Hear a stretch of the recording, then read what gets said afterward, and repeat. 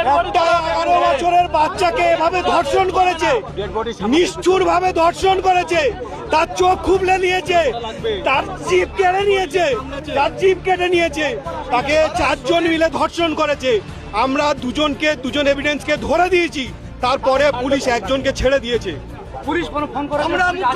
আমরা মুখ্যমন্ত্রীকে কালকে রাত 11টা থেকে এ পর্যন্ত কাউকে দেখতে পাইনি।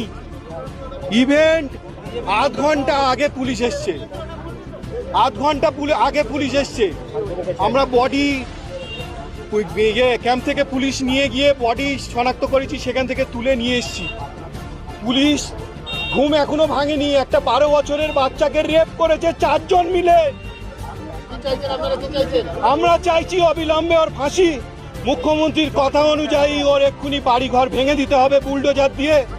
আর যাকে ধরেছে, যে 4 জন অভিযুক্ত, তাদের 4 জনকে আমরা ফাঁসি চাই। হয় এনকাউন্টার হয় ফাঁসি, হয় এনকাউন্টার হয় ফাঁসি।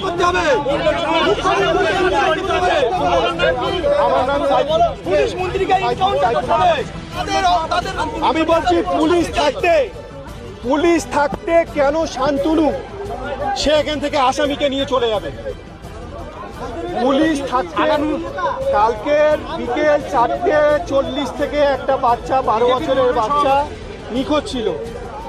আমরা অনেক খোঁজাখুঁজির পরে রাতে গিয়ে থানায় লিখিত কমপ্লেন করে আমরা সবাই খোঁজাখুঁজি শুরু করি। আমরা সেখান থেকে ভিডিও ফুটেজ নিয়ে, সিসিটিভি ফুটেজ নিয়ে আমরা জানার চেষ্টা করি কোথা থেকে কিভাবে কি হয়েছে।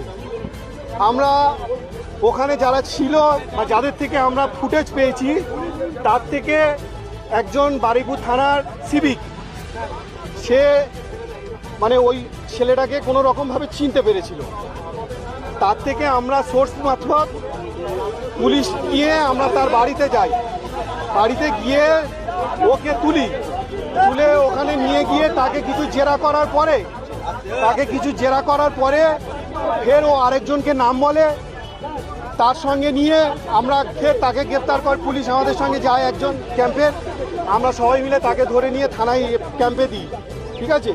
তারপরে পুলিশ আসেনি, আমরা তাকে নিয়ে অনেক ওখানে কথাবার্তা বলার পরে ও আমাদের কিছু হিন্টস দেয় যে বাচ্চাটাকে এখন বেঁচে আছে। আমরা কাল রাত্রে 12টায় রাত 12টায় আমরা ওকে খাইয়েছি, ঠিক আছে। তখন আমরা শিওর হয়ে যাই যে ও ছিল এর মধ্যে ইনভলভ। তারপরে সে ওই আসামিকে নিয়ে আমাদের প্রথমে রেল লাইন ধরে ঘুরিয়ে নিয়ে চলে যায়।